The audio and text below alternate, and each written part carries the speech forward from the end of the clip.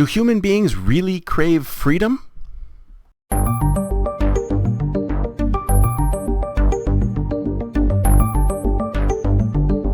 Human beings are really funny things, aren't we? We're probably the only species that tries really hard to fight against our nature.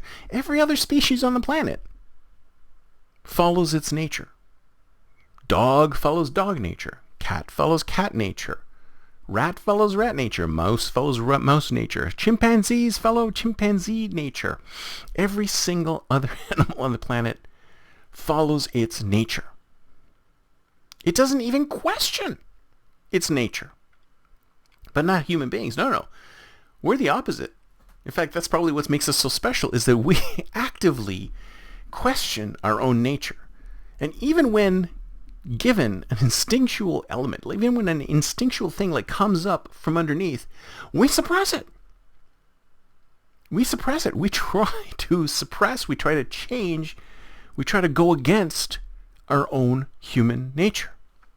And that's a powerful force. You got to understand that human nature is super powerful. And that's why I like Robert Greene's books, The Laws of Human Nature, because that's what he talks about in those books. He talks about human nature and how it's almost impossible to change. And in fact, if you try to do something that's against human nature, it's almost going to be impossible to get humans to do it. And the thing is that people will say that, yes, of course, I will do that, even if it's against their nature. But they won't, because it's too uncomfortable. So what do we crave? What do human beings really, really want? And the thing is that you can say that we crave freedom. But then again, you could say that the same of all animals. We all crave freedom. We all want to be free to do what we want. Now, the thing with animals, with the non-human beings, is that they go by their nature. When you give them freedom, they do what their nature tells them to. They don't question it. They don't question their own nature, whereas we question our nature. We decide we want to do things against our nature, and we try, and then sometimes we feel unhappy about it, and we wonder why. Why are we unhappy about this thing that we're doing that's against our nature? I wonder why. What could be the reason? So we want freedom. That is the sort of underlying thing behind lots of human behavior. We all want to be free. We don't want to be controlled. In fact, there's been plenty of studies out there where if you take an individual who believes that they are free, and you take another individual and you put them in the same situation, but they believe that every moment is controlled by somebody else.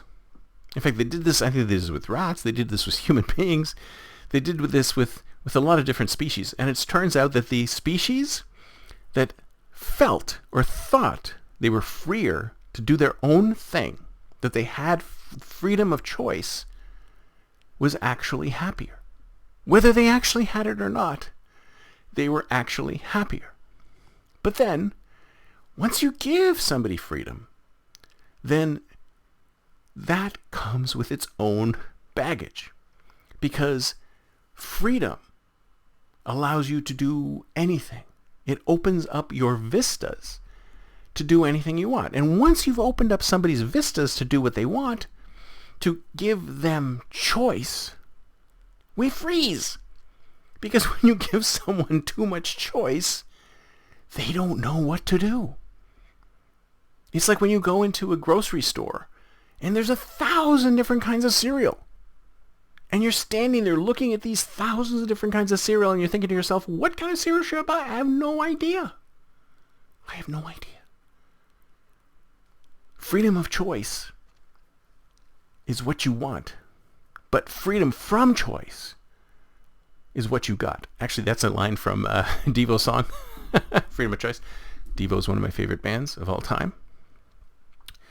But I don't think that's the truth. I think the truth is that we do want freedom. We want to be able to do whatever we want. And this is why, when I go back on my political leanings, it's pretty simple. I think most people have two tenets in their lives.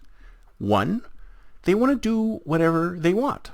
They want the freedom to be able to do whatever they want. They don't want to be told what to do. They want to be able to do whatever they want. Now, of course, if you're living in a civilized society with other people, you have to make sure that this doing whatever you want doesn't overlap too much with other people in the hurtfulness way. So, for example, if you want to do something that might hurt other people, that's probably not a good idea, and it's probably not good for civil society. But if you want to do something, if you want to do something that only affects you, doesn't affect anybody else, doesn't affect any minors, doesn't affect anybody, then go for it. You are free to do and be whatever you want. And most people would agree to that. If that guy wants to do whatever to themselves, it doesn't affect me, fine with me.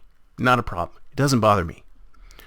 But try to affect me, try to change me, try to question me, I might have a word or two about that.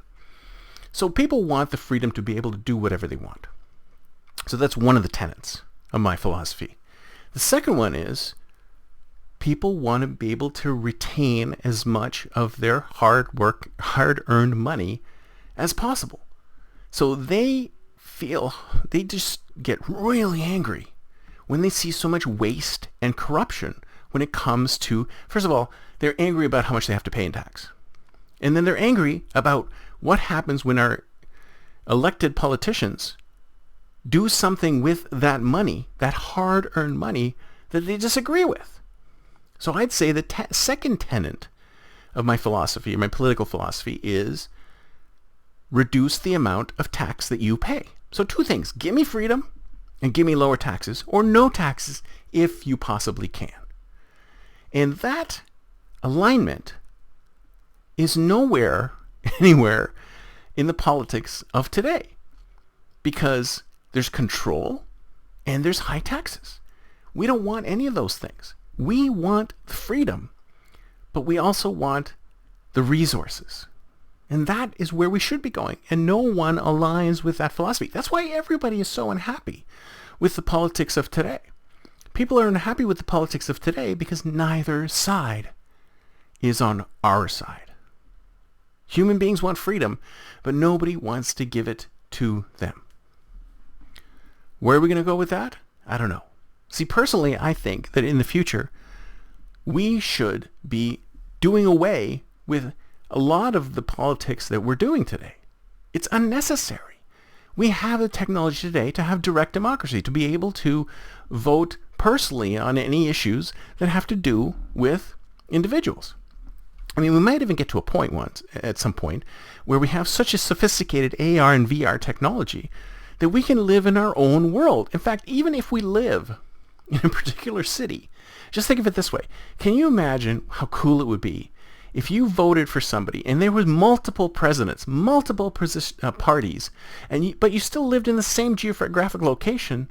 Then the laws that you voted for apply to you, and the laws that your neighbor voted for apply to them. And everybody lives under their own set of laws. And countries are virtual. You can become a citizen of Libertaria or something like that, even if you're living in the middle of Chicago. And the laws of Libertaria apply to you, and the laws of Chicago apply to the guy next door. And then we have to figure out the AIs, how are they going to figure out when there's conflicts between those two sets of laws? We need to do something about the system that as it is today. And with any luck, we can actually use technology to improve it. I just hope that we can do it soon before everything implodes. That's it for me for today. See you next time, and until then, don't forget to think future.